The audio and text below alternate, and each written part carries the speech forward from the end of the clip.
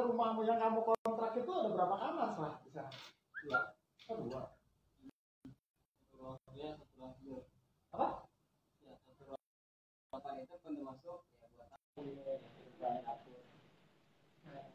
jadi kayak gini, jadi kamar, jadi ruang tamu gitu ya. Ya, tes. Dengar Bu? Halo Bu Nunik, apa kabar? Iya baik Bu. Ini kayaknya apa namanya jaringannya saya nih agak Iya. Kita ikutan milenial biar bisa Instagram. Biasanya Facebook kan. Selamat malam Bu Nuni. Ini Mbak siapa nih? Almas ya? Mbak Almas. Almas. Ya. Almas Bu. Dari. Alhamdulillah. Kita mau ngobrol sama milenial nih. Iya, kita ngobrol-ngobrol aja nih Bu ya. Santai aja. Karena kan Mas Atep tuh apa ininya? Milenial juga ya? Milenial yang ngedain Bu. Udah jadul. Di atasnya milenial. Tetap semangatnya tetap muda nih. Semangat muda. Kayaknya seru ya itunya apa Sabit Fest-nya. Iya Ibu, Sabit Fest-nya nih. Kebetulan nih Almas nih yang ini. Ramai banget Bu.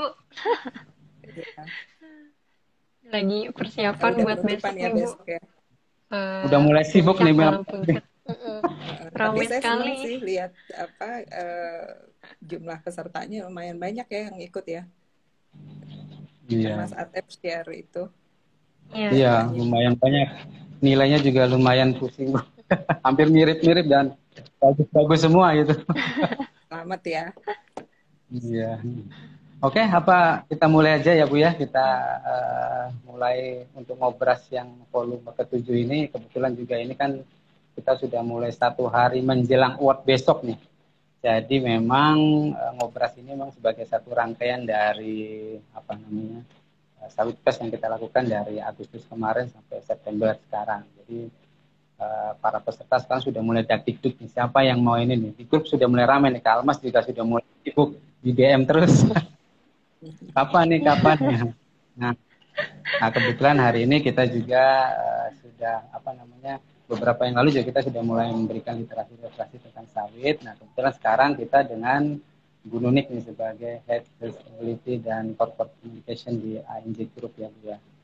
Nah, mungkin kita bisa nanti sharing sama milenial apa sih perkebunan kelapa sawit yang ramah lingkungan itu seperti apa. Kebetulan juga kan Austindo ini sebagai salah satu perusahaan perkebunan kelapa sawit nasional yang menerapkan praktik sustainability. Artinya secara praktis memang sudah profesional dalam melakukan itu dan memang menerapkan praktik-praktik budidaya yang berkelanjutan, baik itu untuk lingkungan, masyarakat atau buat prosperity ya Bu. Nah, mungkin nanti bisa dijelaskan dari Bu Nunik secara gamblang, mungkin contoh-contohnya seperti apa sih sebenarnya praktik berkelanjutan itu, karena kan milenial sekarang kan kebanyakan lebih inputannya itu lebih ya sedikit miring gitu. Karena kan inputannya kurang dari yang dari praktik selang itu sendiri. Mungkin bisa dimulai Bu Nunik, apa saja sih praktik yang sudah dilakukan, mungkin biar teman-teman milenial lebih paham. Ternyata ada loh perkebunan kelapa sawit yang sudah melakukan itu. Gitu. Iya. Silakan. Sambil ngobrol aja Bu ya, santai ya. Iya, kita santai aja ya. Mungkin saya mulai dengan memperkenalkan dulu. Mungkin ini para milenial ini ingin tahu ANJ itu apa sih? Ya tadi disebut ANJ. Jadi ANJ itu singkatan dari Austindo Nusantara Jaya. Jadi perusahaan kami adalah perusahaan yang sudah terdaftar di Bursa Saham Indonesia. Kemudian juga jadi perusahaan kami itu adalah perusahaan pangan berbasis agribisnis. Jadi lini bisnisnya itu ada kelapa sawit, ada sagu, kemudian ada lini sayuran, dan juga ada energi terbarukan. Nah, untuk lini kelapa sawit ada 2 operasi kami di Sumatera Utara, kemudian ada di Ketapang, Kalimantan Barat, ada di Belitung, dan kemudian yang terakhir ada di Papua Barat. Nah, untuk sagu itu ada di Papua Barat, untuk lini bisnis sayuran ada di Jawa Timur, dan untuk energi terbarukan ada di Belitung. Kami punya lebih dari 8.000 karyawan. Banyak juga. Ya. Luar biasa. Ya, dan lebih kurang 1.500 itu adalah karyawan perempuan. Wow. 5.000, sekitar 5.000 karyawan itu adalah karyawan lokal. Kemudian kalau untuk kelapa sawit cadangan lahannya itu ada sekitar 150.000 hektar. Nah, sepertiganya itu sudah tertanam, dan kami juga mengelola area konservasi sekitar 57.000 hektar. Besar juga, Bu. Karena ini topiknya atau yang kita ajak untuk mendengarkan itu adalah para milenial. Ini yang menariknya, saya baru baca gitu ya. Jadi ada satu perusahaan makanan ya, FMCG yang sudah terkenal. Kita pasti sudah pernah menikmati produk-produknya. Rupanya mereka juga baru-baru ini melakukan survei ke kalangan milenial. Jadi mereka ingin tahu bahwa kalangan milenial yang umurnya antara 25 sampai 40 tahun ini, apakah mereka memahami tentang keberlanjutan, dan seberapa penting sih keberlanjutan itu, dan bagaimana ini mempengaruhi keputusan mereka dalam membeli sebuah produk. Nah, survei ini dilakukan di Inggris dan Irlandia, jadi ada sekitar 1.000 orang yang disurvei. Nah, ini yang menariknya, jadi 17% ini ya, survei menyatakan bahwa 17% dari milenial yang disurvei ini menghindari untuk membeli produk kelapa sawit, ya, produk palm oil. Ya, kemudian di Inggris ini ya, Bu ya? Kenapa? Sorry?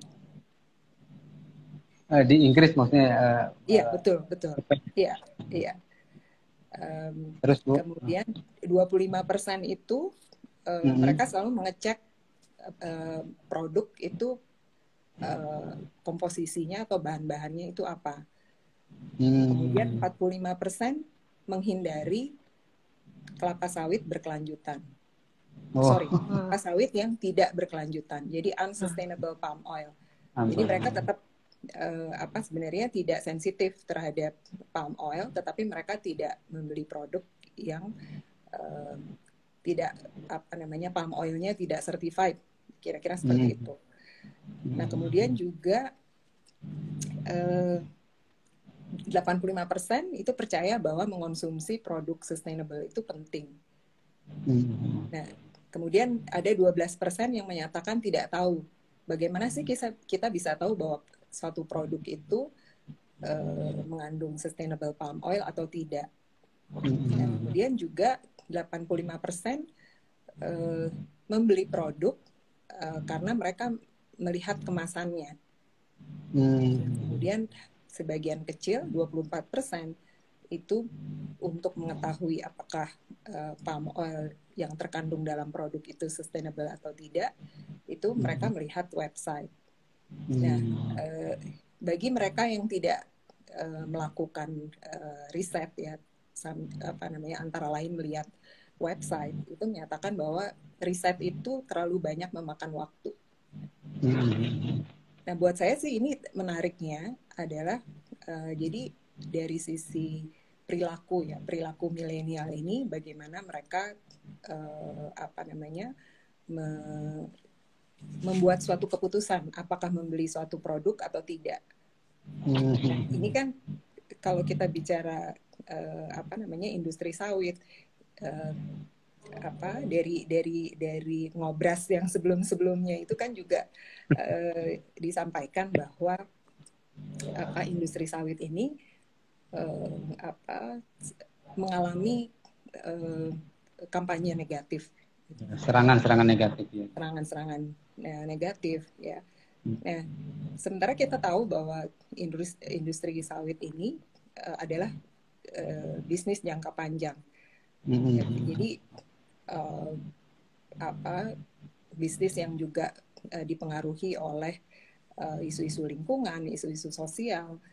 Ya, karena itu industri ini juga harus adaptif ya terhadap perubahan-perubahan, termasuk bagaimana kita bisa mengengage, bisa berkomunikasi dengan stakeholder agar selalu relevan gitu. Nah, ini kan karena bisnisnya jangka panjang, sementara milenial ini adalah salah satu stakeholder atau salah satu konsumen yang juga penting ya. Jadi memang milenial ini harus disertakan supaya mereka juga tidak misinform gitu, tidak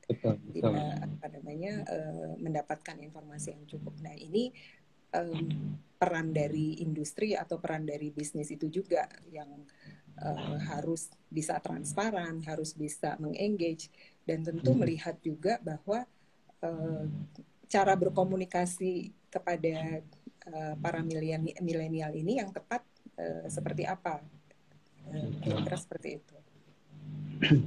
Ya. Wah, jadi memang masih yang tanya ya. Nah, artinya kan memang ini juga mau menyapa teman-teman dari ANJ juga nih yang sudah gabung di sini. Oh iya.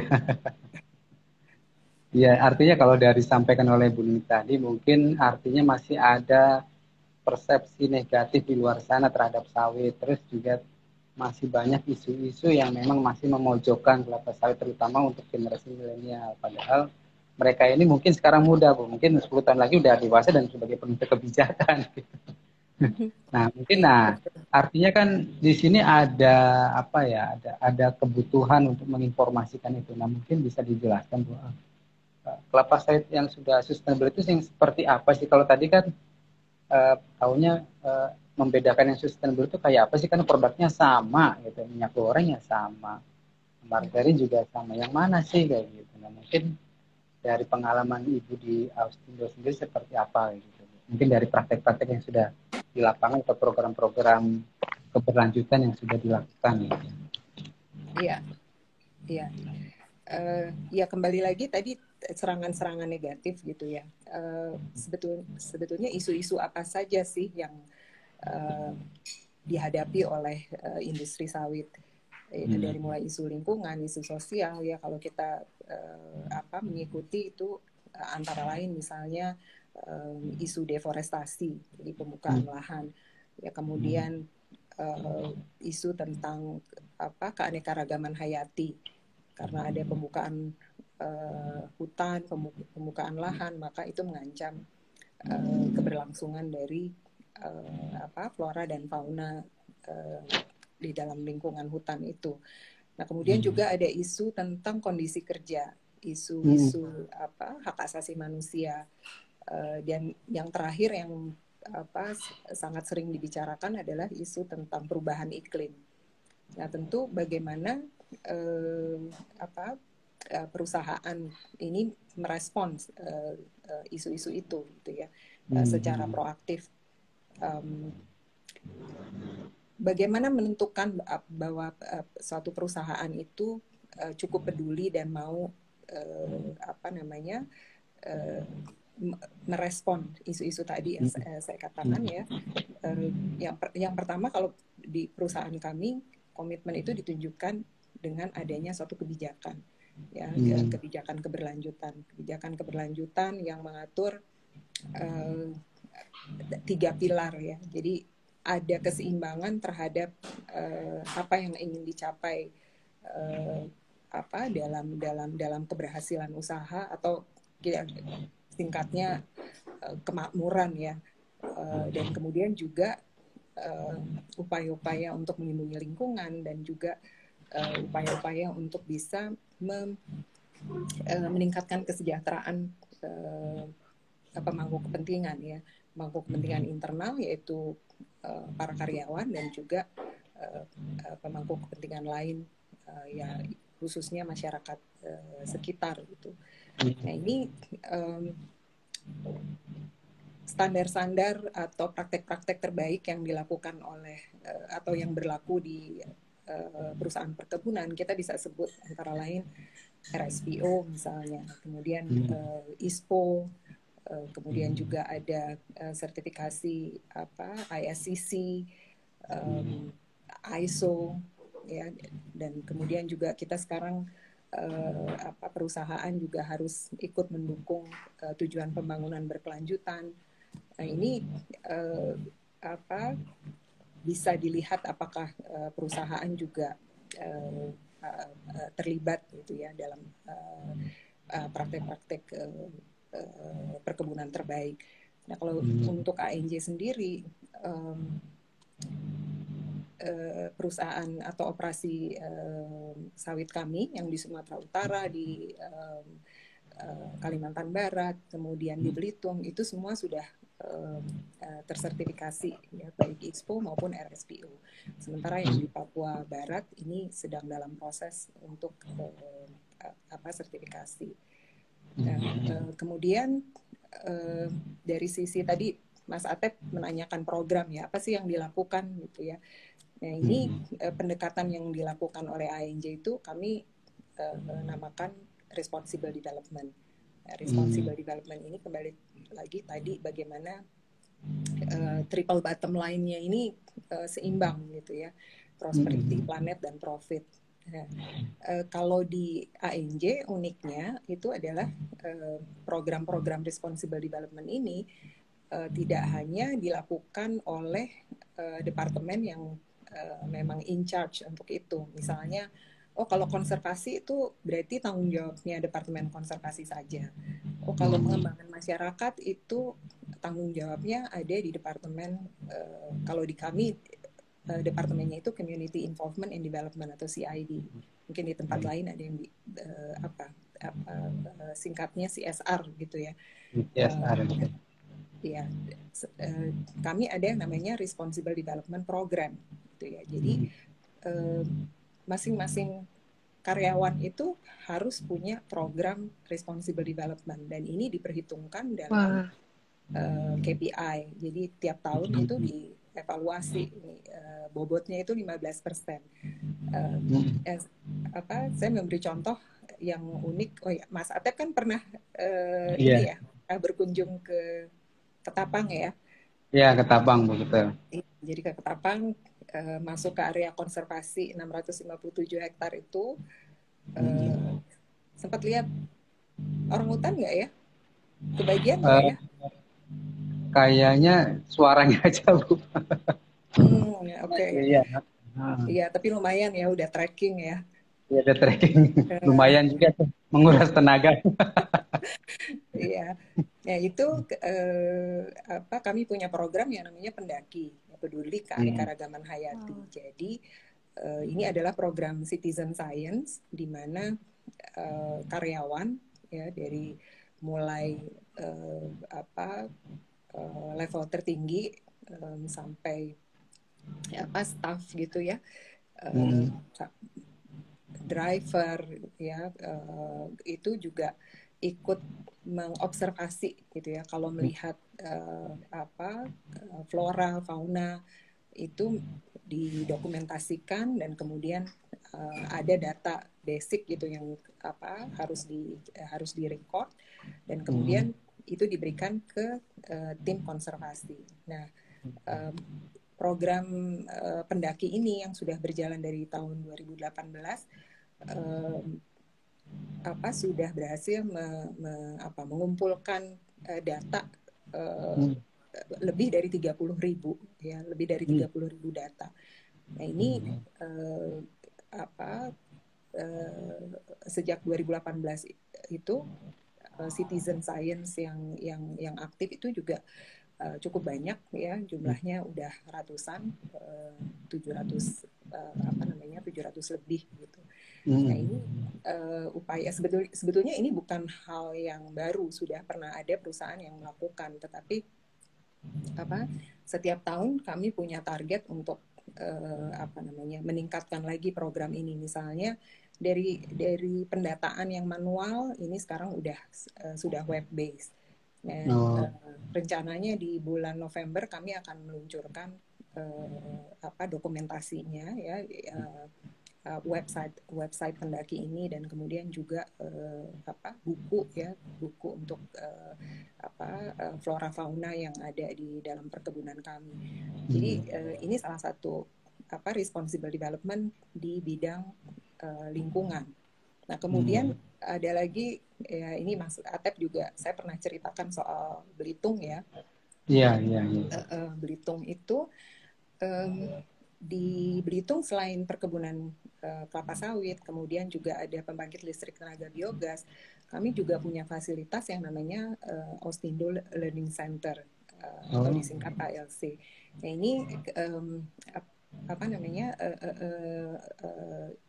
ini sebenarnya adalah pusat pelatihan yang awalnya digunakan memang untuk keperluan internal ANJ. Jadi kalau ada apa pelatihan atau pertemuan yang mengharuskan seluruh grup untuk berkumpul, maka tempatnya itu di situ. Nah, akomodasi atau ALC ini bisa menampung sekitar 80 orang, dan apa fasilitasnya sendiri juga udah setara dengan hotel bintang 3 gitu.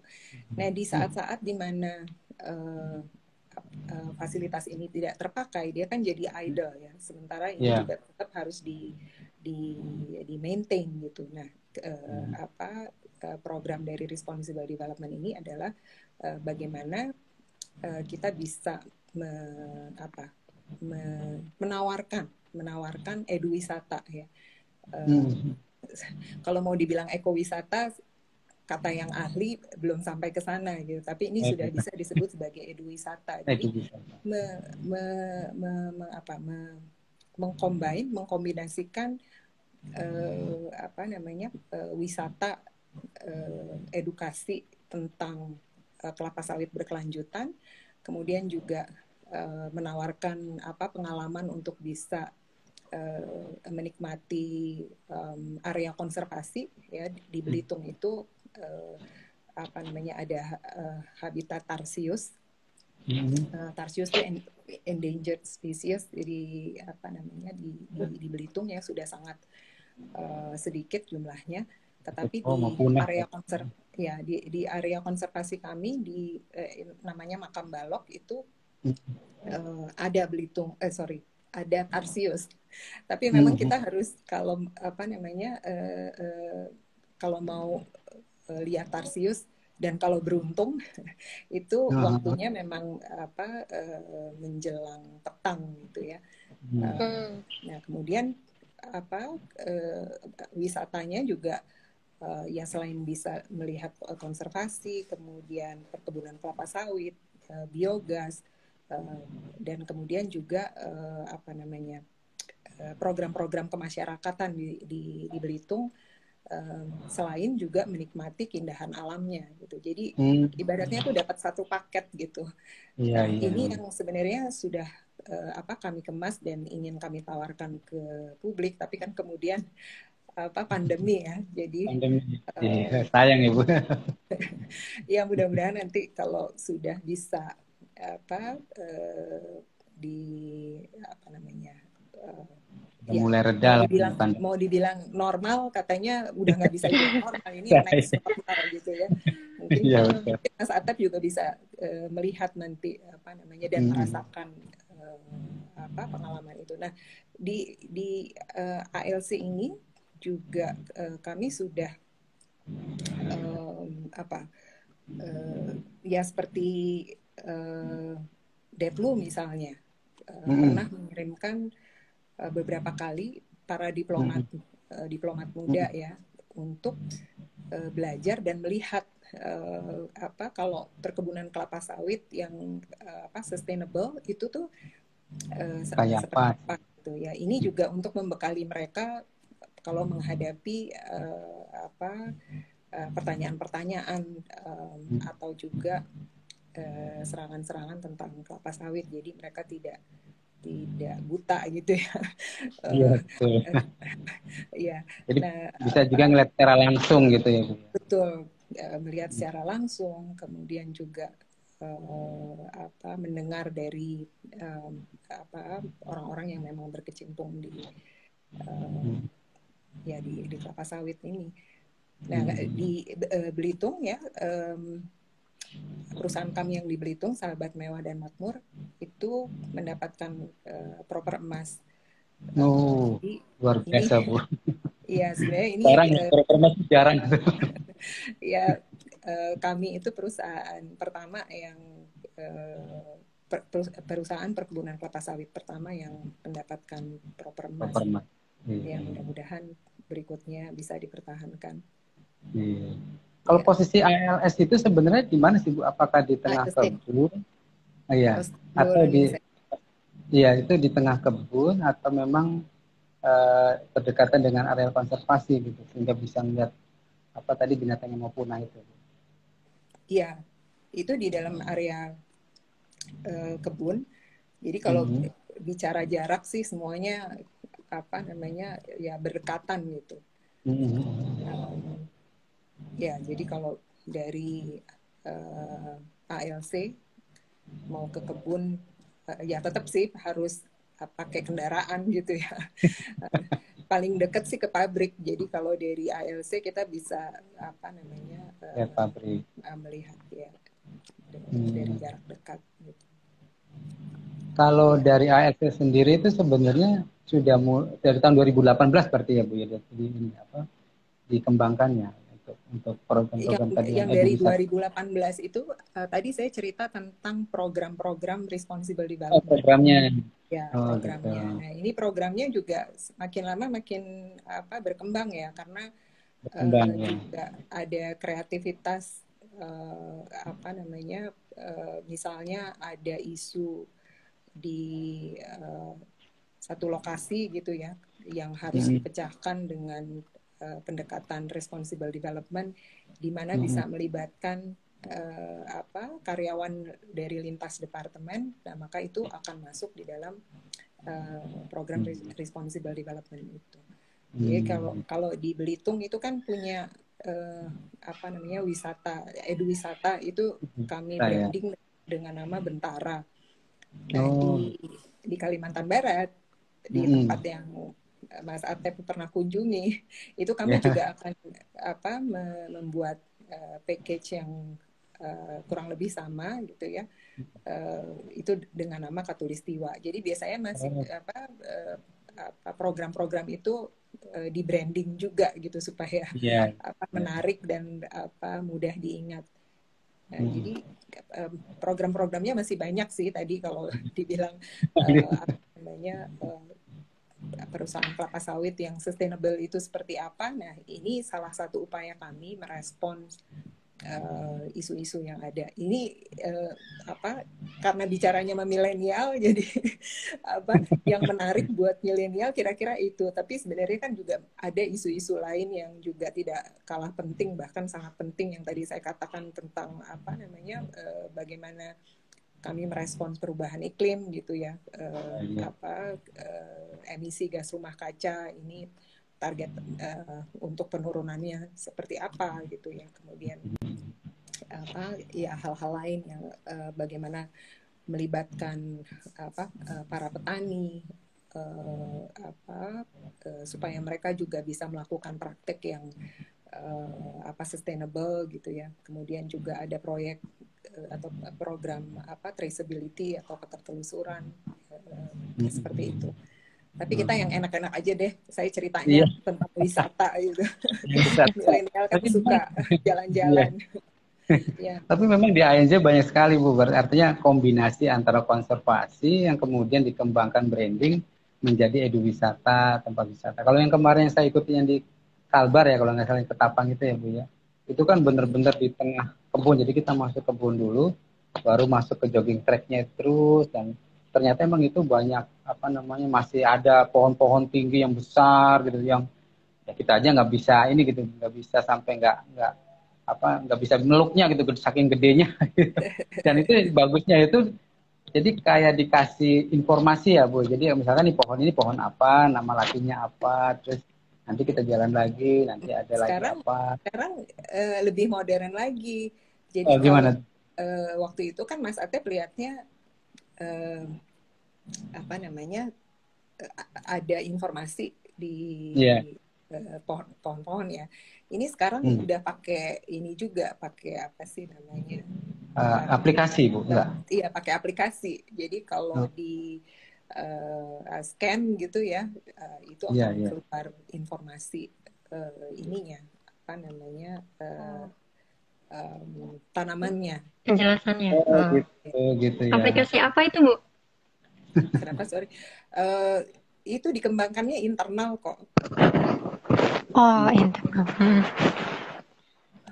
Iya, soalnya jadi karena kan milenial kan taunya tuh kelapa sawit itu hanya membuka lahan. Kebun ternyata, wow, ini ternyata ada juga ya kebun-kebun yang memang secara aktif gitu, secara komitmen membuka konservasi, tapi juga dikelola dengan baik. Bahkan ANJ juga bikin aplikasinya sehingga bisa lebih digital gitu ya, lebih enak dilihat dan edukasinya. Kalau saya lihat juga itu kayaknya yang di Ketapang itu juga kayaknya banyak juga ya dari luar juga yang mulai belajar ke situ mengenai konservasi ya kalau saya lihat ya Bu ya. Jadi tidak hanya untuk internal ya kalau tidak salah ya. Betul, iya. Yang tentu yang paling dekat kami melibatkan para pelajar ya. Jadi para pelajar di sekolah-sekolah di sekitar operasi kami. Jadi ya supaya mereka juga sejak dini tahu pentingnya juga untuk menjaga area konservasi itu. Dan ini kami lakukan ya di Ketapang juga dilakukan, di Belitung juga dilakukan. Apa namanya? Sebelum-sebelumnya kami juga menerima peneliti dari yang apa namanya ya misalnya untuk tugas akhir gitu ya. Penelitian tugas jadi akhir. Bukan peneliti sih sebenarnya, mahasiswa lah ya. Mahasiswa. Program doktoral lah Ibu ya atau ini ya. Program akhir gitu ya. Jadi itu juga tentu kami juga mendapatkan manfaat dari situ. Betul. Jadi, sekarang jadi generasi milenial udah tahu nih ternyata kelapa sawit itu tidak hanya kelapa tok gitu ya, hanya kelapa sawit saja kebun. Ternyata konservasi itu juga bisa dikelola. Bahkan ini ANJ sebagai salah satu perusahaan perkebunan kelapa sawit itu sudah mengaplikasikan, bahkan banyak yang paham, bahkan Kemenlu saja juga bisa belajarnya di situ ya Bu, untuk melihat langsung gitu. Dan beberapa dari pelajar-pelajar yang dari sekitar kebun mungkin bisa di luar sebagai eduwisata atau sebagai pemahaman mengenai konservasi gitu ya Pak. Bagus juga sini Bu. Nah sekarang mungkin saya beralih ke milenial nih Bu, ke Almas dulu sebentar. Kak Almas tadi udah nanya-nanya nih ya. Bagaimana sih kebun sawit itu, mungkin bisa dijelaskan nih Kak Almas dari proses sawit festnya. Karena kan sawit fest sendiri itu kan sebagai sebuah cara literasi sawit yang bukan kita mengedukasinya, tapi mereka cari sendiri informasinya dari beragam lomba. Mungkin ada informasi-informasi mengenai yang menarik dari kegiatan tersebut. Silakan Kak Almas. Ya, terima kasih Pak Atep kesempatannya. Tadi saya mendengarkan Bu Nuni, wah luar biasa sekali ya. Di sini memberi edukasi ke kita tentang sustainability, karena jujur Bu, mungkin untuk kami semua agak kekurangan literasi soal sustainability dan mungkin masih kurang familiar juga di kita gitu. Tadi yang Ibu sebutkan riset di Inggris tentang sustainability gitu ya, betapa itu menjadi value anak muda dalam membeli suatu produk gitu. Mungkin kalau di kami value utamanya masih pricing Bu, bukan sustainability. Harga murah sikat gitu ya. Iya. Jadi itu pencerahan banget tadi untuk konsep sustainability, betapa di luar negeri itu ternyata sangat diperhatikan ya untuk apa kriteria sustainability itu gitu. Mungkin di kita bisa lebih, semoga bisa lebih aware ya dengan sustainability ini gitu. Terus appreciate banget tadi atas penjelasan Ibu bahwasannya ANJ itu sangat lingkungan friendly ya, friendly sama lingkungan dan people friendly gitu ya. Dari program-programnya banyak ada edukasi, terus lingkungan juga, ekowisata gitu kan. Nah, saya penasaran sih Bu, mungkin untuk menciptakan program-program yang sustainable itu kan pasti banyak banget tantangannya ya, karena banyak yang bilang sustainable itu satu kata yang sebetulnya berat banget untuk diimplementasikan gitu. Saya penasaran kalau dari ANJ ini kira-kira apa saja sih Bu yang ditemui yang mungkin jadi problem masyarakat gitu yang harus di-solve seperti itu. Mungkin mau tanya itu dulu Bu sebelum masuk ke Sawit Fest. Sambil ngobrol aja Bu. Iya, iya saya penasaran. Silakan Bu Nini. Oke, ya. Saya mau mulai dari mana ya? Oke, mungkin yang paling kalau mau lihat tantangan itu tentu tantangan dengan masyarakat tadi ya pertanyaannya ya. Itu yang paling menantang itu adalah di Papua menurut saya. Karena, Papua. Ya di Papua kenapa? Ya pertama tentu ini sesuatu yang selalu ada gegar budaya kan. Ya masyarakat yang biasanya berburu meramu kemudian masuk ke industri. Jadi kan ada yang hilang gitu ya di tengah di tengah prosesnya gitu. Nah, kemudian juga budaya dan kebiasaan yang berbeda gitu ya. Bagaimana kami harus mengenal dalam satu lingkungan itu ada marga-marga gitu ya. Kemudian juga adat istiadat yang berbeda, bahkan untuk bisa mendapatkan social license to operate gitu ya. Di sana ada yang namanya gelar tikar adat, kemudian ada ketuk pintu dan sebagainya. Waduh, itu banyak juga Ibu. Iya. Ya, tapi ini juga menarik karena kan kita mengenal lagi bagian lain dari Indonesia gitu ya.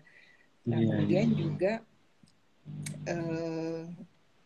isu-isu yang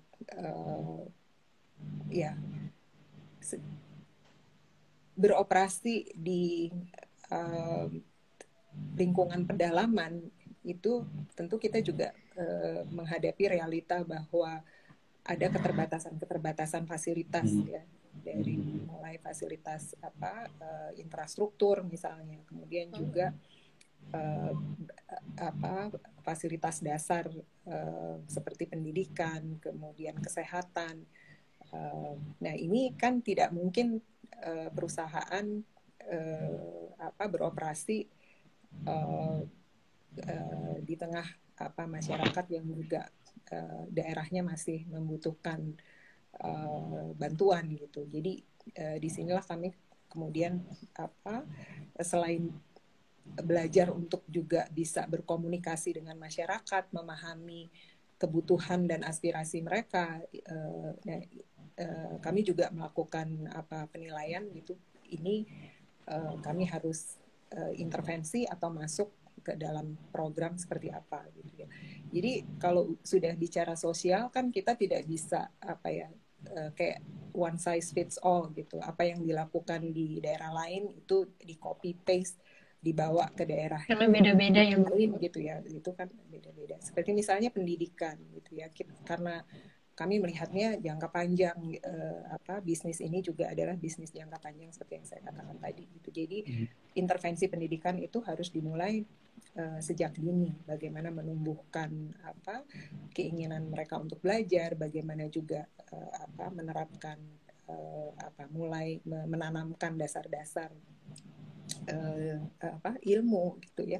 Jadi di Papua itu kami program pendidikannya masuknya di PAUD gitu. Nah, program untuk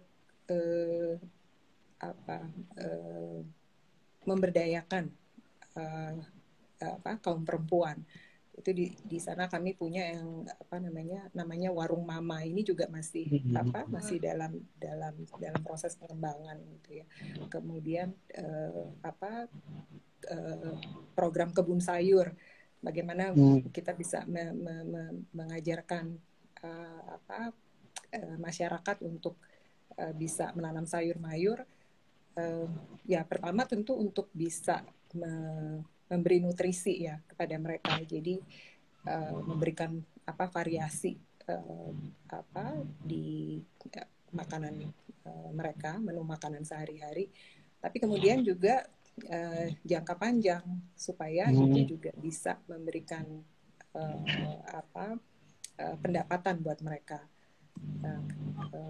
Ya seperti itulah kira-kira yang Mbak Almas ya. Yang pertama tentu kita harus mengenali masyarakatnya, bagaimana bisa berkomunikasi lebih baik dengan mereka, ya melakukan pemetaan pemangku kepentingan misalnya, tahu marga-marganya. Nah kemudian juga bagaimana sistem adat itu bekerja, kemudian juga kebutuhan-kebutuhan dan aspirasi mereka. Ya tentu kita tidak bisa mengambil semua beban keinginan mereka gitu ya, tapi ini halo ya Bu, lanjut. Baterainya saya lupa ngecharge lagi. Ya jadi bagaimana kita juga bisa bekerja sama dengan banyak pihak, jadi dengan masyarakat itu sendiri, dengan pemerintah, dan juga pihak-pihak lain yang punya aspirasi yang sama dengan kami. Kalau di daerah pedalaman gitu Bu, kayak yang tadi Ibu sebutkan di Papua ya, itu komunikasinya menggunakan bahasa mereka juga kan? Lalu dari ANJ-nya apakah? Bisa bahasa Indonesia loh. Oh iya ya. Iya, maksudnya apakah memakai strategi misalkan pakai kepala sukunya mereka gitu, atau gimana gitu komunikasinya supaya efektif ke mereka, karena kan pasti ada perbedaan ya gitu. Iya. Perbedaan budaya dan bahasa gitu. Ya memang perlu waktu ya, apalagi buat orang-orang yang dari kota yang masih baru gitu ya, benar-benar masuk ke daerah pedalaman gitu ya. Tapi ada masyarakat lokal juga yang menjadi karyawan kami gitu ya. Itu kami bisa belajar dari mereka. Kemudian juga kami juga bekerja sama dengan kepala ya lembaga masyarakat adat ya, kepala-kepala suku gitu ya. Ada tim yang memang sudah memahami bagaimana berkomunikasi dengan mereka, dan tentu ini juga pengetahuan yang kemudian ditularkan ke tim yang lain. Ya, tapi selama ini sih ini ya kita bisa berkomunikasi dengan ya pakai bahasa Indonesia, tapi ya, ada juga sih miss-nya gitu ya. Kenapa gitu? Karena kecenderungan kalau orang dari kota pakai bahasanya tuh bahasa yang complicated gitu, padahal ya sama-sama belajar lah. Jadi mereka juga berusaha apa sih maksudnya gitu. Nah kita juga berusaha bagaimana berkomunikasi dengan lebih sederhana supaya maksudnya juga bisa lebih dimengerti. Oh, oke, oke. Nah, sekarang sekarang informasinya lumayan bagus. Ini sekarang saya lihat di pertanyaan udah banyak sekali nih, ada sekitar 100 lebih ya pertanyaan. Mungkin saya pilih dulu Yang satu. santai-santai aja pertanyaannya. Iya. Ini mungkin menarik bagi saya. Mungkin saya buka dulu. Ini dari Haru Ridona. Jadi mengenai ramah lingkungan, apa ada scorecard-nya gitu Bu, mengenai topik lingkungan tersebut. Mungkin bisa diinformasikan Bu. Gimana? Sorry, saya tidak dengar. Sorry. Mengenai ramah lingkungan, apakah ada scorecard-nya mengenai hal tersebut? Gitu. Atau mungkin Mengenai ada ramah lingkungan. Oh, oke. Iya, apa saja ya yang ya. Tadi saya sudah sampaikan ya tentang standar-standar yang harus diikuti oleh perusahaan kalau dia memang mau dikatakan ini adalah perusahaan yang peduli terhadap keberlanjutan gitu ya. Antara lain RSPO, ISPO, kemudian juga kalau bicara scorecard tentu juga proper ya. Ya saya tidak hafal satu persatu ininya item-itemnya apa saja gitu ya, tapi kira-kira seperti itu. Dan kemudian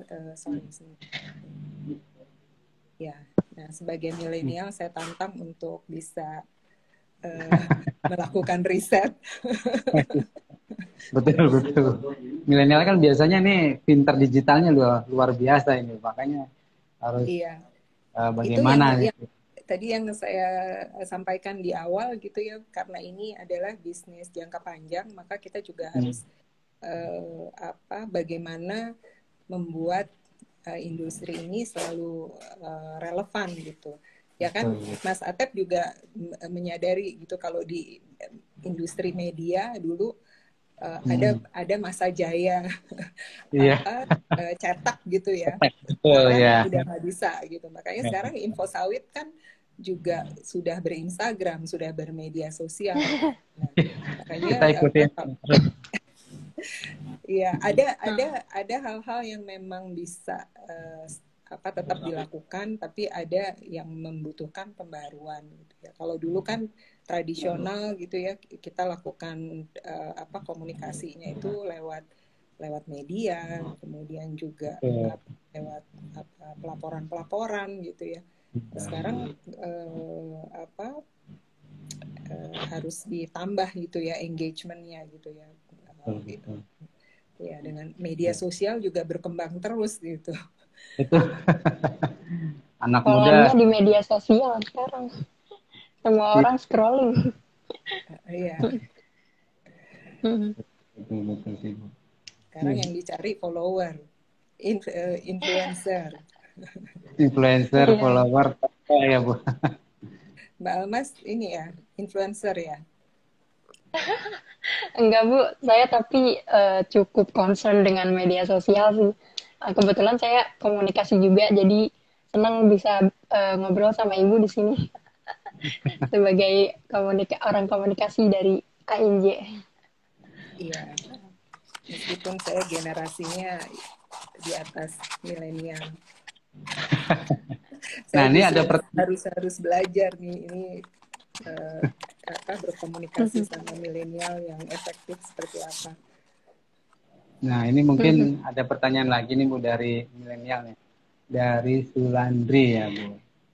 Nah, ini bagaimana sih peran milenial? Itu milenial apa bukan, dari mana coba? Tapi biasanya kalau Instagram nggak mungkin lah orang-orang kayak kita Bu, jarang. Oh, enggak, saya cukup ini juga aktif ngikutin IG live juga. IG live ya. Keren. Ya, sorry, gimana tadi pertanyaannya, Mas Atep? Silakan di pertanyaan ada dari Sulandri. Bagaimana sih mungkin peran milenial dalam menghadapi isu lingkungan? Kalau ada terkait kelapa sawit, mungkin tips-tipsnya kali Bu. Bagaimana milenial menghadapi Isu lingkungan kelapa sawit. Isu lingkungan kelapa sawit.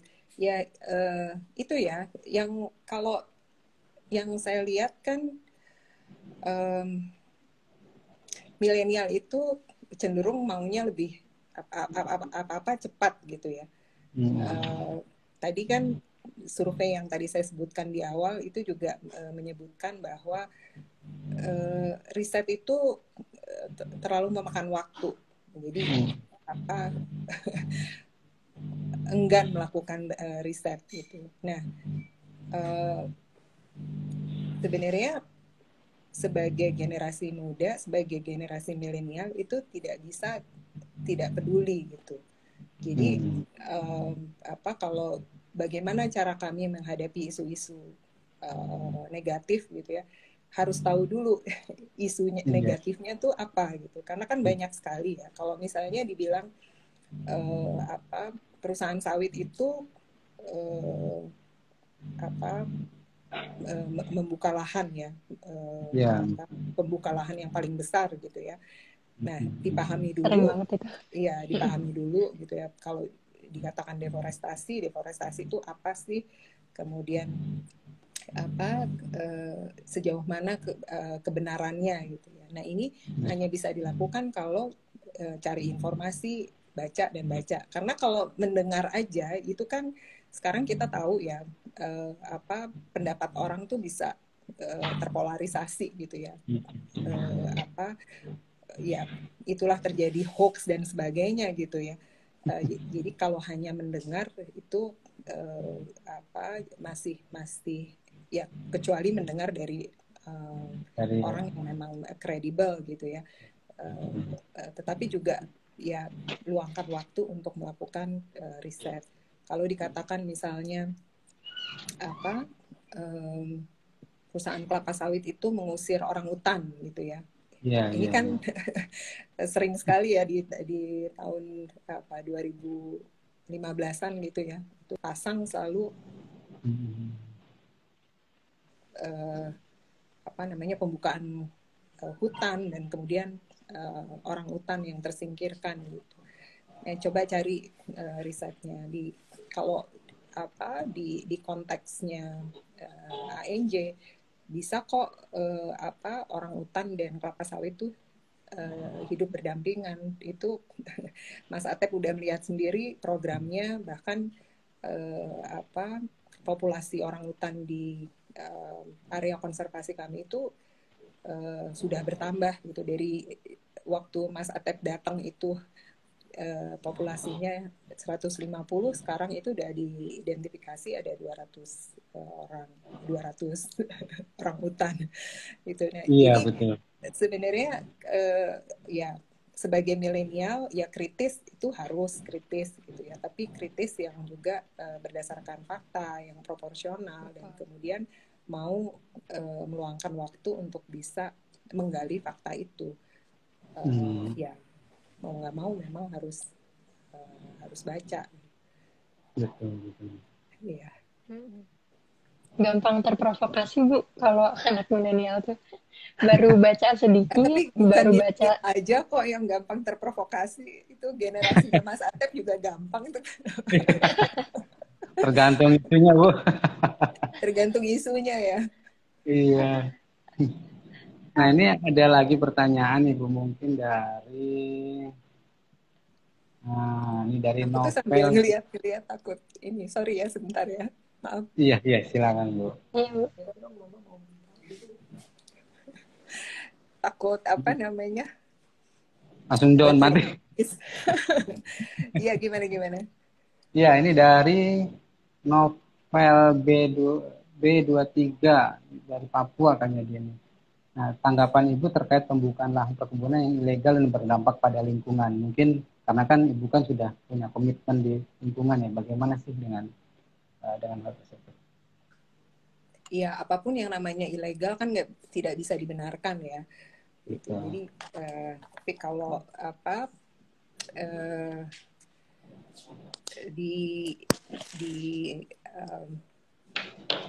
ya, sorry.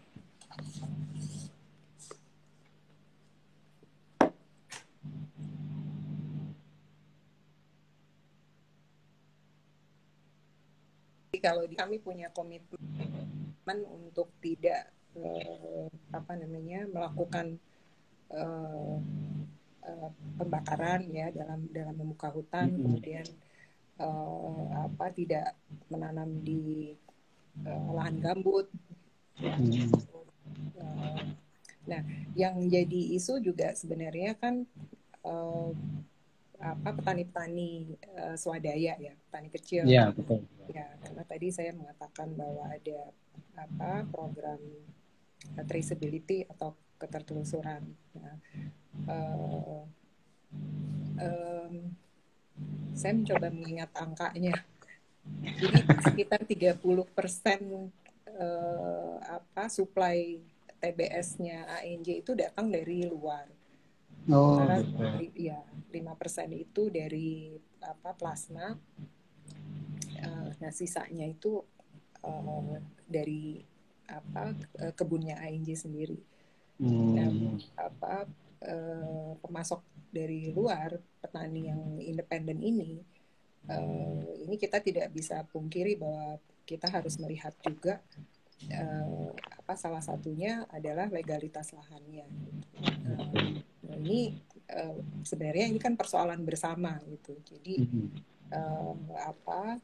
target kami sendiri untuk sertifikasi ya tadi ya kan untuk sustainable palm oil. Jadi bukan cuma ANJ aja yang kebun-kebunnya ANJ aja yang disertifikasi, tapi juga kebun plasma ya di tempat kami itu ada 3 kebun plasma yang sudah tersertifikasi di Belitung, sementara di Kalimantan Barat tuh ada 1. Nah ini kami juga menetapkan target bahwa kebun-kebun ini juga semuanya nanti akan harus tersertifikasi gitu. Tapi kalau mereka tidak dibantu itu tentu akan sulit ya. Jadi bagaimana mereka juga bisa paham praktek-praktek pertanian terbaik. Nah, kemudian kalau isunya adalah isu soal legalitas lahan, tentu kita juga bekerja sama dengan pemerintah gitu untuk bisa melihat ya ini aturannya seperti apa dan bagaimana mereka juga bisa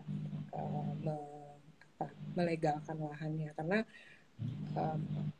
di waktu di mana kami sudah menetapkan bahwa semua supply buah ke kami itu harus sudah yang certified. Kalau ada yang belum ya kami nggak bisa terima, kami nggak bisa. Jadi memang ketat itu ya. Komitmen kami terhadap keberlanjutan salah satunya seperti itu. Iya, memang sekarang udah traceability namanya Bu ya, itu untuk bisa mengukur sampai ke buah itu apakah didapat dari lahan yang ilegal atau tidak ya gitu. Tapi memang di Indonesia sendiri kan regulasi-regulasi keberlanjutan juga sudah mulai banyak nih Bu. Ada ISPO ya dulu yang sekarang diperkuat dengan Perpres nomor 44 itu tahun kemarin 2020. Terus kemudian juga ada rencana aksi nasional berkelanjutan sekarang. Iya, betul. Mungkin kalau dari Ibu sendiri dengan banyaknya regulasi itu sebenarnya bagaimana ya? Apakah kan sebenarnya sudah punya komitmen, nah kemudian artinya ya, apakah kebijakan tersebut memang membantu atau apa perlu ada koreksi dan sebagainya? Ya, ya kalau kami sih pasti ini ya komitmennya mengikuti aturan pemerintah. Saya pikir isunya itu kembali lagi lebih kepada para petani kecil ini, gitu ya, para petani independen, gitu ya. Ya seperti kayak program PSR ya, peremajaan sawit rakyat ya, meskipun ada anggaran gitu yang disediakan oleh pemerintah lewat BPD PKS gitu ya, itu juga kalau tidak bekerja sama dengan perusahaan yang sudah paham dengan praktek-praktek yang harus dilakukan terkait sustainability, itu juga pasti tantangannya akan berat sekali gitu. Jadi maksud saya adalah bahwa di satu sisi ada aturan-aturan yang impose ya, yang ditekankan atau diwajibkan untuk perusahaan seperti kami, tapi di sisi lain juga pemerintah juga harus memberi perhatian bagaimana petani-petani swadaya ini juga bisa ditingkatkan kemampuannya, dan juga ya dalam konteks sustainability itu juga gitu. Ya inilah harus, kalau katanya SDG kan harus partnership. Ya betul. Artinya tantangannya memang sekarang di petani ya Bu ya. Nah kalau di petani sendiri bagaimana Bu untuk proses pembinaan untuk menuju, tadi kan dia sudah punya komitmen dengan NDPE-nya, dengan lingkungannya. Nah ini kan otomatis harus juga diterapkan oleh petani mitra kalau kita bilang ya seperti itu. Apa aja sih mungkin yang bisa dijelaskan, apa sih sudah dilakukan ANJ terhadap petani? Ya, yang pertama ya pasti sosialisasi tentang tadi praktek-praktek keberlanjutan,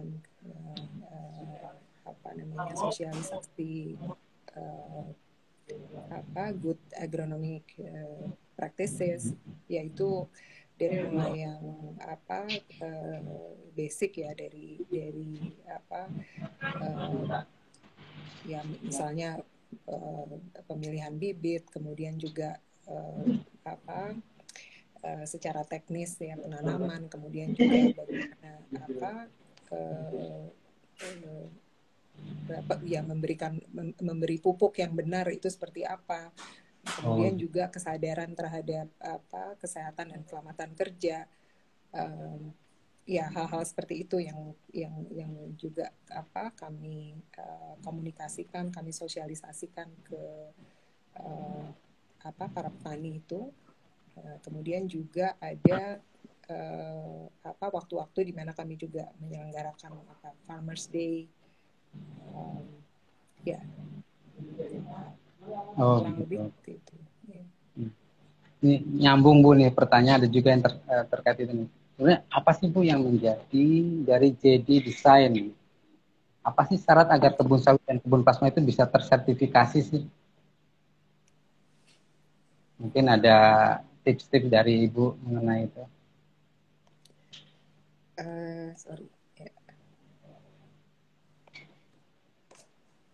Bagaimana kebun-kebun ini bisa sertifikasi lah gitu. Ya jawabannya kurang lebih sama ya tadi ya. Tentu harus ada ya mereka harus memahami dulu persyaratan untuk sertifikasi itu apa. Nah kemudian perusahaan membantu mereka untuk memenuhi itu. Jadi ya apakah ini mudah? Tentu tidak gitu ya. Tapi ini kan sudah menjadi komitmen gitu ya. Dan nanti juga keuntungannya akan dirasakan oleh petani. Seperti yang tadi saya sampaikan, sudah ada 4 petani mitra yang tersertifikasi. Mereka juga sudah menikmati premiumnya gitu. Ya. Jadi memang ini tidak sederhana gitu ya. Tapi ya prosesnya seperti itu. Jadi mereka harus tahu dulu apa sih persyaratan sertifikasi itu. Dan tentu juga kita biasa kan kalau apa namanya ya sangat manusiawi gitu, pasti kalau bilang emang untungnya apa sih saya ngikutin itu gitu. Jadi Iya. harus diyakinkan dulu gitu bahwa perjalanan yang akan ditempuh untuk mencapai sertifikasi itu pada akhirnya juga akan membawa keuntungan buat para petani. Para petani sendiri. Iya, tapi ini tadi bilangnya ngobrol yang enteng-enteng nih. Tahu ini pertanyaan. Tapi nggak apa-apa, berarti ada interest di situ. Iya, ternyata memang anak juga nih dari orang-orang dari Kebu juga nih ternyata Bu ya. Mungkin ya dari pengalaman Ibu ya mengenai pengelolaan sumber daya alam di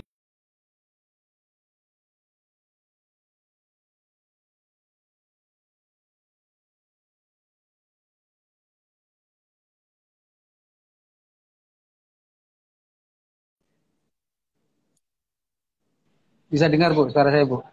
Halo? Bisa, tapi tadi muter-muter. Saya Iya. pikir Enggak udah. jaringannya Mas Atep ya? Iya jaringan ini Bu. Mungkin bisa ini Bu sharing pengalaman lah mungkin ya. Jadi tantangan terbesar dalam pengelolaan lingkungan sebenarnya apa sih Bu? Artinya kan tidak sekedar untuk kalau milenial kan pasti masih sih perusahaan nggak bisa ini melindungi lingkungan kan entengnya begitu. Tapi ternyata kan tidak semudah yang dipikirkan kayak tadi Ibu bikin yang learning center LC tadi ya Bu yang di Bangka, terus kemudian bikin jogging track yang di Kalimantan Barat Ketapang kayak gitu. Nah itu kan butuh proses, butuh artinya komitmen seluruh pihak, artinya tidak hanya di tingkatan top manajemen, bahkan sampai ke karyawan gitu Bu. Bahkan bisa jadi juga melibatkan tokoh masyarakat sekitar kayak gitu Bu mungkin. Jadi biar lebih paham para generasi muda mengenai proses itunya kayak gitu. Proses penentuan komitmen. Iya. Iya, tantangan terbesar itu ini ya, satu investasinya ya. Jadi kalau kita bicara soal perlindungan lingkungan gitu ya, itu kan berarti harus ada sumber daya yang memang yang pasti yang kompeten, yang kemudian juga otoritasnya cukup tinggi gitu ya. Nah itu kan artinya investasi di resources itu. Nah kemudian juga kalau kita bicara lingkungan itu kan spektrumnya luas gitu ya. Ya kalau mau bicara perubahan iklim gitu, bagaimana kita menanganinya, itu juga kita bicara soal lingkungan. Bagaimana menjaga area konservasi itu juga lingkungan. Jadi memang satu investasinya juga besar gitu ya. Nah kemudian kalau tantangan eksternalnya itu adalah dari masyarakat ya, dari masyarakat yang ya. Saya ambil contoh misalnya mereka masih punya kebiasaan untuk membuka lahan dengan membakar gitu ya. Ini kan bisa menyebabkan kebakaran hutan dan lahan gitu ya. Ini nanti biaya penanganannya juga dan effort yang dikeluarkan untuk itu juga tidak kecil gitu. Nah lagi-lagi itu harus memerlukan investasi untuk mengantisipasi dan penanganannya. Kemudian juga masyarakat yang misalnya masih punya mindset ya buat apa saya jaga kalau saya bisa mendapatkan keuntungan dari hutan itu sendiri. Ini kalau bicara konservasi ya. di Ketapang itu perlu strategi dan upaya untuk bisa mengubah perilaku para pembalak hutan ini ya, jadi para illegal logger yang kemudian mereka bisa shifting gitu ya, bisa berubah, bahkan mereka sekarang menjadi penjaga hutan gitu. Saya pikir itu tantangan terbesarnya itu ya, mengubah mindset dari masyarakat, dari yang mereka perambah menjadi penjaga hutan. Tantangan lain kalau dari sisi tadi yang saya bilang menemukan berinvestasi ke resources, kita memang harus idealnya mendapatkan orang-orang yang juga punya passion gitu ya terhadap apa yang dilakukannya gitu ya. Jadi kalau kita bicara menjaga atau mengubah perilaku, mengubah pikiran, itu kan perlu proses ya. Kalau orang itu tidak passionate, tidak cukup tahan atau cukup sabar melalui proses itu, ya saya pikir itu tidak akan berhasil gitu ya. Nah, ini sebenarnya mungkin yang kalau tadi pertanyaannya juga bagaimana nih milenial sebenarnya banyak hal-hal menarik yang bisa dinikmati gitu ya untuk bekerja di sektor ini gitu ya. Mungkin kalau para milenial itu kecenderungannya itu kan lebih suka bekerja di tempat yang serba ada gitu. Bukan yang kaitannya dengan teknologi gitu ya. Misalnya di perusahaan-perusahaan startup gitu ya, atau unicorn gitu ya. Jadi sepertinya kalau bekerja di sektor perkebunan itu kayaknya nggak gue banget gitu ya mungkin. Tapi sebenarnya nyemplung ke kebun. Iya, ini kan Tapi menarik sih Bu untuk itu memang kalau milenial ngelihat kebun itu kan udah jauh, kemudian pasti yang ditanya tuh wifi dulu Bu. Iya, wifi ya. Iya, wifi-nya ada nggak nih? Kalau nggak ada, aduh mikir juga.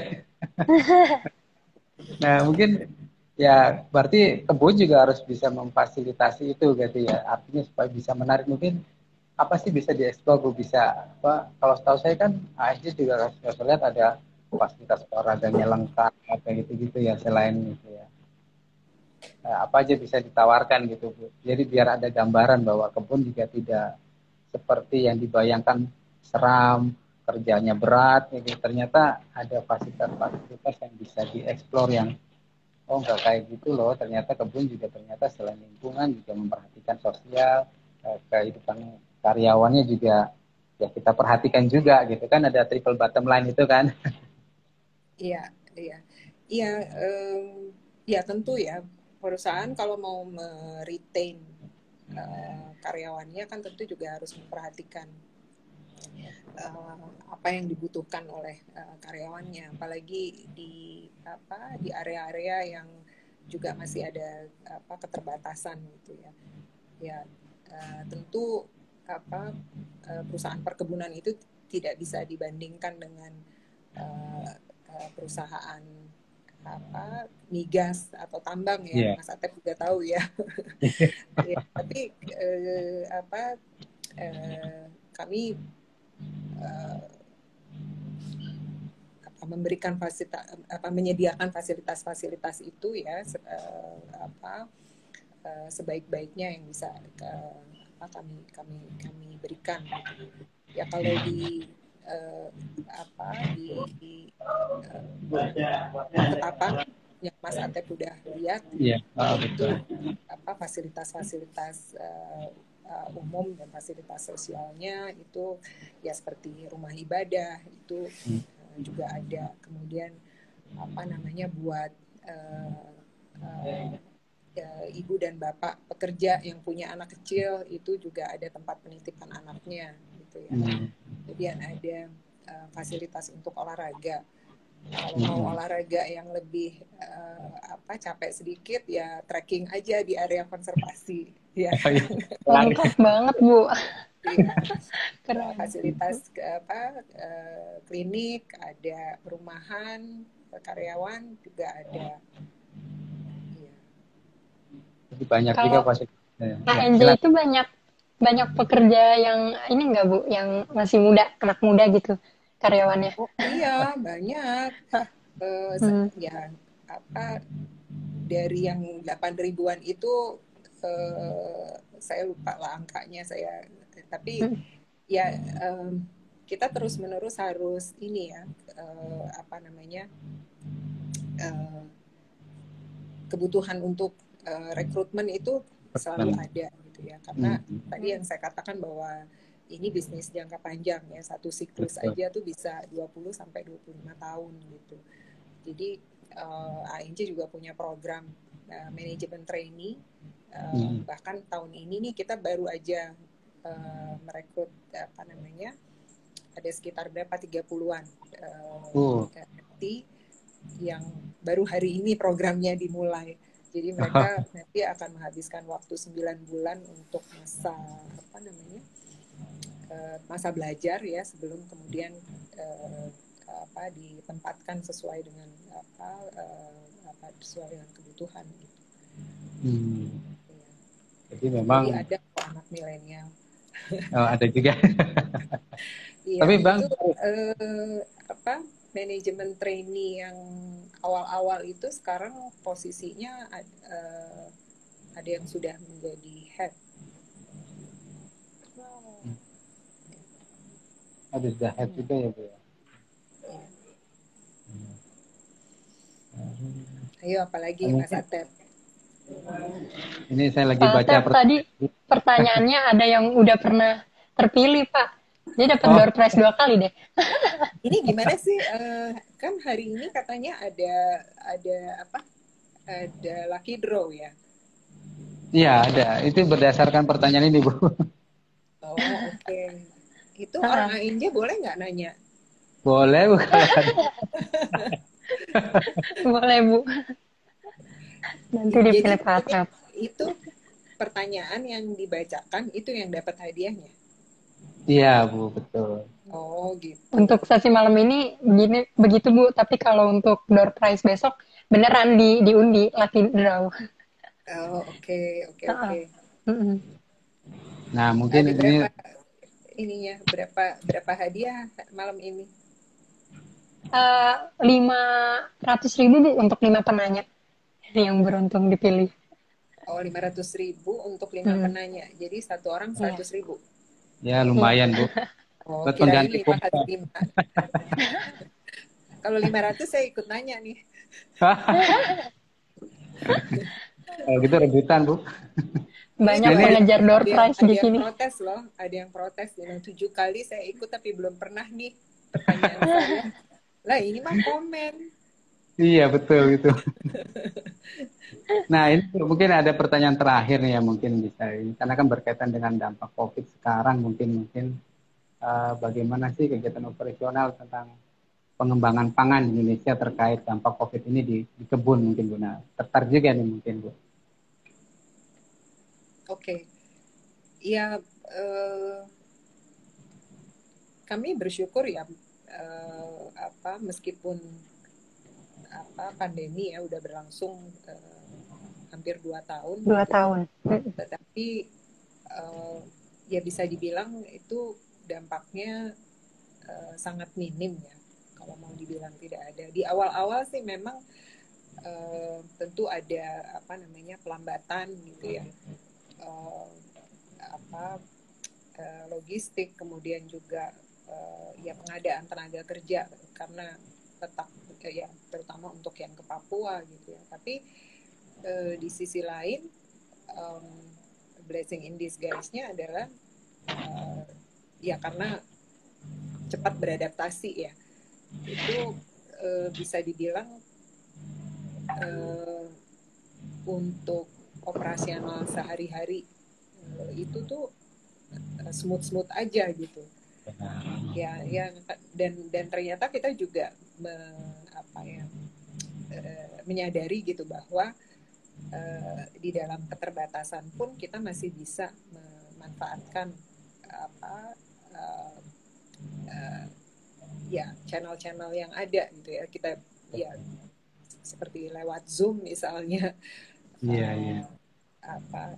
Ya ternyata memang kalau kita mampu beradaptasi dengan perubahan, kita juga bisa segera mengatasi gitu ya. Jadi kalau dibilang dampaknya ya bisa dibilang sangat minim gitu. Dan di awal pandemi itu juga kita melihat semangat saling bantu ya. Kalau ingat waktu awal-awal itu kan ya masker yang juga ditunggu-tunggu lama datangnya gitu ya, kemudian juga face shield segala macam. Itu kan orang jadi kreatif gitu ya, bikin sendiri gitu ya di kebun gitu ya dengan bahan-bahan seadanya, dan kemudian juga donasi masker, membuat masker secara mandiri, secara swadaya, mengerahkan ibu-ibu di kebun gitu ya. Itu dalam kesulitan itu kita bisa melihat bagaimana solidaritas itu juga terbangun gitu. Jadi amazing ya, kita juga bisa melewati gitu ya dengan segala dinamikanya gitu. Tapi ya akhirnya kita juga adjust gitu ya, bisa menyesuaikan. Ya paling ini aja sih kepala udah pusing kalau tiap hari work from home gitu ya, yang ya di layar terus menerus itu kan juga boring ya ada impactnya juga ya. Ada impactnya. Tapi memang dengan dampak ini juga ternyata membuat kreativitas di masyarakat kita kebun juga tumbuh ya Bu ya. Banyak kreativitas baru dibangun, misalnya tadi bikin masker dari kain yang akhirnya malah justru juga meningkatkan perekonomian masyarakat setempat gitu. Jadi peluang usaha di situ juga. Iya, betul. Oke, kan kalau dari milenial kan tadi dilihat dari fasilitasnya kan yang Ibu bilang ternyata di kebun juga fasilitasnya tidak kalah dengan di kota gitu. Jadi untuk membuat mereka nyaman gitu. Nah, kebetulan juga ternyata dari peserta-peserta sawit fest ini juga banyak nih yang aduh kita kayaknya bisa dong direkrut di kebun nih. Coba Mbak Almas bisa Almas yang kemarin bilang itu. Iya.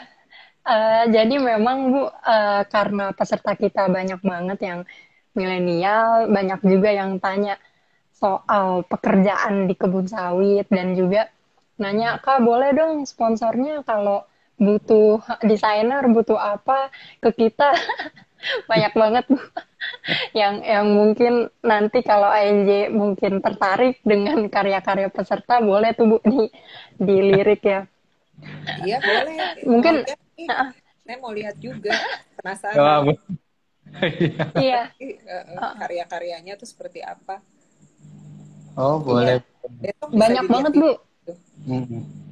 Ada di Instagram kita di kolom tag Bu. Jadi untuk peserta yang ikut lomba itu kita mewajibkan untuk menguploadnya di Instagram ya. untuk cabang perlombaan fotografi, desain poster, dan juga video video kreatif gitu. Kalau untuk esai nggak diupload di Instagram gitu. Jadi Kayak memang juga ya. lumayan ramai Instagram kita, Bu.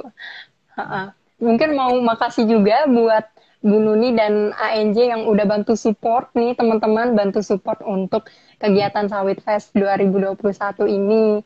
Ya semoga semakin baik lah ANJ dan semakin maju. Luar biasa tadi programnya banyak banget ya Bu. Kalau saya itu mungkin lebih dari 10 yang tadi Ibu sebutin, dan itu semoga selalu termaintain dengan baik ya. Itu gimana sih Bu, cara memaintain programnya sebanyak itu gitu? Ada pemberdayaan perempuan juga, ada edukasi juga. Tadi katanya Mas Atep pertanyaannya udah habis, dibuka lagi. Masih penasaran kali Bu. Tadi belum sempat nanya Bu. Belum terespon. Nanti nanyanya apa di lain hari atau langsung ke Bu Nunik. Satu Bu terakhir Bu. Iya. Bagaimana memaintain program-program itu ya. Kita tidak memungkiri ya. Tadi kalau dibilang wah bagus programnya, bukan berarti semua programnya itu berjalan mulus gitu. Jadi ada juga yang kurang berhasil dan kemudian menjadi dormant gitu ya. Dan juga ada program yang karena pandemi itu terdampak, itu ada juga. Ya contohnya tadi saya sampaikan kan Bentara gitu ya, Bentara yang di Belitung gitu ya, kemudian Katulistiwa yang di Ketapang. Iya, di Ketapang itu juga jadi dorman. Nah, untuk program-program yang lain yang sangat relevan, apalagi kalau itu memang secara operasional juga diperlukan ya, itu ya ada target-targetnya gitu. Jadi memang harus dipenuhi. Kemudian juga ada monitoring dan evaluation-nya gitu. Yang namanya program responsible development itu supervisinya itu bahkan sampai ke direksi gitu ya. Jadi direksi itu memegang beberapa program yang harus dia supervisi gitu. Nah, kemudian tadi ya ada monitoring, evaluation, kemudian juga kalau ada challenge itu juga dibicarakan untuk solusinya seperti apa. Dan ada program-program yang tiap tahun itu, jadi kalau yang programnya tuh jangka panjang, tiap tahun harus ada peningkatan gitu. Jadi seperti misalnya yang tadi saya sampaikan pendaki ya, citizen science itu di awal ini baru melibatkan karyawan internal, jadi sosialisasi, kemudian juga pendataannya itu masih manual gitu ya. Tapi di tahun kedua target jumlah citizen science-nya harus bertambah, kemudian juga datanya juga harus bertambah, dan kemudian pendokumentasiannya sudah melalui web base, berbasis web gitu ya. Nah, kemudian di tahun ketiga harus ada buku, harus ada publikasi yang lebih luas lagi. Nah, seperti itu. Jadi nah baru-baru ini ada program baru juga yang diintroduce oleh salah satu direksi kami, itu program ekoenzim. Jadi Mas Atep tahu nggak ekoenzim? Baru dengar nih Bu. Ya, ekoenzim itu memanfaatkan limbah domestik itu hasilnya itu bisa jadi limbah-limbah domestik seperti buah, sayur gitu ya. Ya kan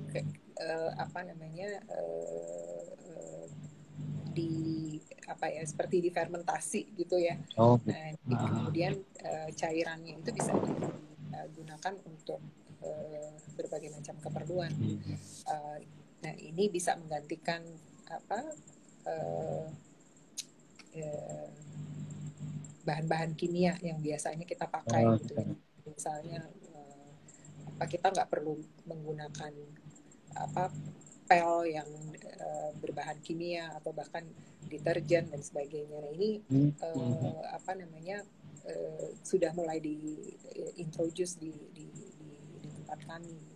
Jadi sebenarnya masing-masing karyawan pun bisa mengusulkan gitu. Ini program yang punya dampak gitu ya. Tidak perlu yang sophisticated gitu, tapi kalau dia kemudian berdampak gitu, itu juga bisa dilakukan. Jadi itu emang ini menyenangkan lah pokoknya. Iya. Jadi mau ke Ketapang, Bu. Aku mau ke Ketapang. Mau jogging tracknya itu di tengah-tengah kebun sawit atau gimana tuh? Tanya sama Mas Atep. Di tengah sawit, itu kebun-kebun sawit. Jadi dulu di sawit, baru nanti ada jogging. Oke, tuh. Dan itu masih hutan ya. Oh, bagus hutannya masih. Itu tadi pohonnya masih tinggi-tinggi, memang hutan gitu, nggak dibuka. Mau. Masih pandemi ya.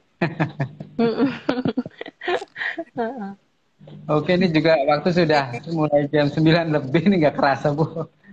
Jadi mungkin untuk closing statement kali ya, mungkin buat dari Bu Nunik dulu juga mungkin. Apa kira-kira buat milenial ya? Iya, milenial gimana sih? Apa pesan-pesannya gitu? Ya itu tadi ya, bahwa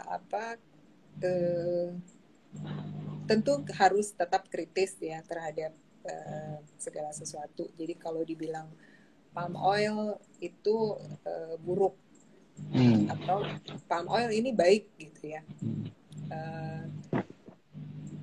ya harus kritis, dan kritisnya itu ya harus mencari tahu gitu ya, dan kemudian jangan enggan gitu ya untuk melakukan riset atau juga mengikuti ya forum-forum seperti ini gitu ya, IG Live, karena kan memang milenial punya cara sendiri untuk mendapatkan informasi atau berkomunikasi. Nah, saya pikir mencari informasi yang tepat gitu ya sebelum mengambil keputusan, dan tidak terpengaruh oleh informasi sepihak, apalagi yang hoax gitu. Saya pikir itu. Oke. Kak Almas apa kira-kira untuk closing statement-nya? Rasanya udah disampaikan semua sama Bu Nuni. Mungkin mau berterima kasih dulu sama Bu Nuni atas ilmunya malam hari ini. Ya semoga teman-teman di sini yang nonton bisa mengambil banyak pelajaran ya, dan bisa jadi lebih tahu dan lebih aware tentang sawit dan khususnya sustainability. Jadi ya kita banyak banget memang termakan isu negatif, lebih kencang isu negatifnya gitu. Jadi ketika ada sawit fest ini sebetulnya banyak juga yang bilang, ih ngapain ikut sawit begini, sawit bikin rusak lingkungan, sawit bla bla bla. Nah itu sebenarnya saya kaget juga gitu mendengar respon yang seperti itu. Jadi melalui live IG ini memang pengen kasih pencerahan juga gitu. Semoga nggak menilai hanya dari satu sisi gitu.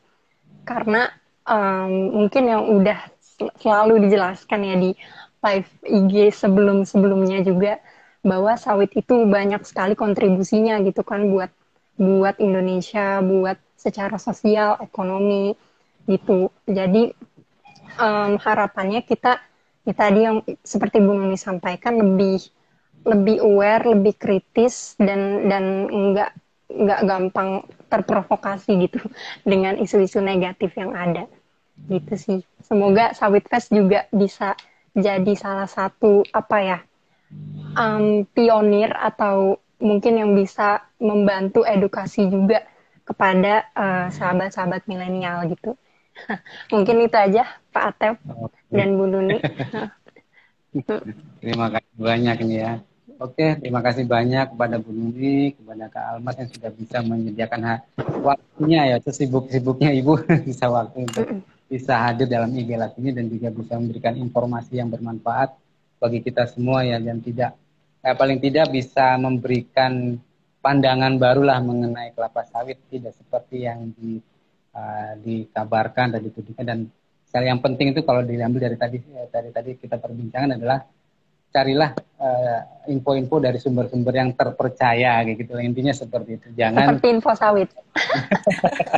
Masih juga ya.